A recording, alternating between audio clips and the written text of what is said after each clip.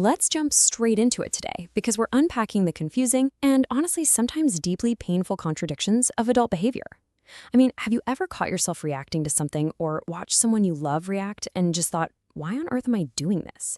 Well, today we're diving into some fascinating source material that explains exactly why we do the things we do. And spoiler alert, it all comes down to a silent blueprint that was drafted years before we even understood how the world works. Picture this for a second. Why would someone absolutely panic or feel this intense, crushing insecurity, even when they're in a totally safe, loving, and stable relationship, right? Logically, you know your partner isn't going anywhere, but your nervous system, it's sounding a 5-alarm fire, literally just because they took an hour to text back. It's this massive contradiction that totally baffles so many of us. Or hey, how about this one? You finally crash on the couch to relax after a long day, and out of nowhere, you're hit with a massive wave of anxiety. It's that creeping feeling that you haven't earned the right to rest yet. Simple, everyday acts of relaxation really shouldn't trigger a stress response, but for millions of us, they absolutely do. Okay, here is the real game changer we need to talk about. Most of us look at those anxieties, like the fear of abandonment or that totally exhausting inability to just sit still and rest, and we label them as fixed personality traits. We just shrug and say, well, I'm just an anxious person, or I guess I'm just a workaholic. But our source material flips this entirely on its head. These are not permanent personality traits. They are deeply ingrained survival patterns. They're basically strategies you learned a very, very long time ago. Which brings us to the first part of our breakdown, the invisible programming. To really get this, we have to look at a child's nervous system. Think of it like a giant, super absorbent sponge. It creates these strict if-then conditioning rules just to survive its environment. It's literally writing code for survival. Let's look at a few examples. If love was conditional in your house, meaning, you only got affection when you brought home good grades or were perfectly quiet, your brain wrote the rule, I must earn love. If showing sadness or anger was punished, the rule became suppressed feelings to stay safe. And if conflict was explosive and dangerous, well, you learned to become hyper-alert, you learned to scan the room and read everyone's moods before you even opened your mouth. And here is the truly heartbreaking part of all this childhood conditioning. Kids are 100% dependent on their caregivers to survive. So a child rarely looks at an emotionally unavailable parent and thinks, wow, my parent really lacks emotional regulation skills.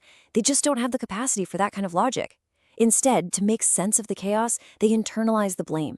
They tell themselves, something must be wrong with me.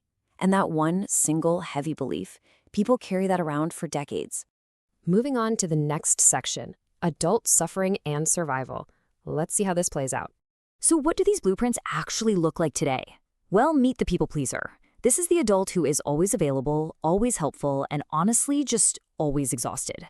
This comes straight from the child who received love mainly through obedience. They turn into burned out adults stuck in toxic workplaces who are terrified, like genuinely terrified, to disappoint others. Because to their nervous system, disappointing someone doesn't just mean someone is mad. Subconsciously, it signals the loss of connection, which feels like a literal threat to their survival. Or maybe, for you, it's that intense fear of abandonment. In today's world, this usually looks like pure, unfiltered emotional panic over a seen text notification. If you had inconsistent affection growing up, where love was there one day and totally gone the next, your brain became obsessed with securing that connection. Today, that old deep-seated nervous system anxiety is heavily amplified by modern dating apps, ghosting, the whole breadcrumbing thing. Tech didn't invent this insecurity, it just constantly pokes at an old, unhealed wound. Then, on the total opposite end of the spectrum, we've got emotional numbness. Society usually labels these folks as cold or distant. But remember those if-then rules we talked about? These are the kids who were told to stop crying or man up. They learned really early on that expressing feelings was fundamentally unsafe. So they grow into adults who completely shut down emotionally, especially during arguments. And it's not because they don't care. It's because they're essentially emotionally armored kids inside adult bodies, just trying to protect themselves. All right, let's look at section 3, the brain's time loop. So why the heck do our brains keep us trapped in these painful loops, even when we consciously, desperately want to change? Well, it comes down to a really surprising piece of neuroscience. Your brain's primary goal isn't actually your happiness. No, its main goal is survival. And your nervous system reacts fast, way faster than your logical, conscious mind.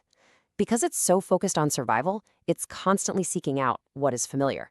If chaos or stress or conditional love felt normal to you growing up, your brain registers that as safe, purely because it recognizes it. It prioritizes that known, familiar environment over actual peace in the present. In fact, real peace might actually feel incredibly uncomfortable and alarming to a nervous system that's used to constant chaos. In psychology, there's actually a specific term for this whole shebang: repetition compulsion. It's the unconscious drive to recreate familiar emotional environments. Actually, scratch that. It's more like a magnet pulling you toward what you know. This perfectly explains why so many incredibly smart, capable people repeatedly end up in toxic relationships. It has nothing to do with intelligence. It's because healthy, stable love feels unfamiliar and therefore dangerous to their nervous system. Meanwhile, drama and emotional unavailability, that feels deeply, magnetically recognizable. Let's bring this down to earth for a second. Do you ever find yourself just apologizing constantly for absolutely no reason? Do you feel entirely responsible for managing the mood of every single person in the room? Do you have this deep-seated fear of being truly seen for who you are? Maybe you're always attracting emotionally unavailable partners. Or perhaps you endlessly chase achievement but feel totally empty even after a massive win. Listen, these aren't just weird little quirks. They are direct symptoms of that early blueprint. Okay, if you hear nothing else in this explainer today, hear this. These behaviors are adaptations. I want to powerfully remind you to normalize your struggle here.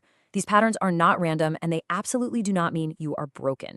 At one specific point in your life, when you were small and vulnerable, these exact strategies protected you. They kept you safe. They worked. The catch is simply that the survival strategies that protect a child will eventually imprison an adult. Let's pivot to the solution. Section 4, healing through conscious awareness. So how do we actually break out of this time loop? Step 1 is simply recognizing the pattern. I mean, you can't fix what you can't see, right? Step 2 is creating distance. When you feel that sudden spike of anxiety or that overwhelming urge to people please, just pause and ask yourself, wait, where did this actually come from? And step 3 is to stop identifying with it. It's not who you are, it's just accumulated conditioning. This is exactly where tools like therapy, journaling, and meditation become absolute superpowers. They don't magically erase your past, but they create that critical, much-needed distance between who you actually are today and the programming you inherited. And this naturally leads us into generational trauma. Now, to be clear, this isn't about blaming your parents forever. Most parents simply pass down the invisible blueprints that they were handed themselves. A father raised without affection is naturally going to struggle to show it. A mother raised in fear unknowingly teaches her kids that the world is a terrifying place. Unhealed pain just gets inherited emotionally. But here is the incredible power you hold right now. Healing is your choice to consciously step in and say, nope, the cycle stops with me. Ultimately, the goal is to get to this one, massively empowering realization. I am reacting from old programming. When you finally understand this, everything shifts. You can stop attacking yourself, you can stop being so hard on that wounded younger version of yourself who is quite literally just trying to survive, and finally start understanding and comforting them. You realize you were never flawed, you were just running on outdated software. Which brings us right to the end of our explainer. Your childhood absolutely explains your suffering, but it does not have to dictate your future. The second you make your unconscious patterns conscious, you reclaim your freedom. So the question I want to leave you with today is this.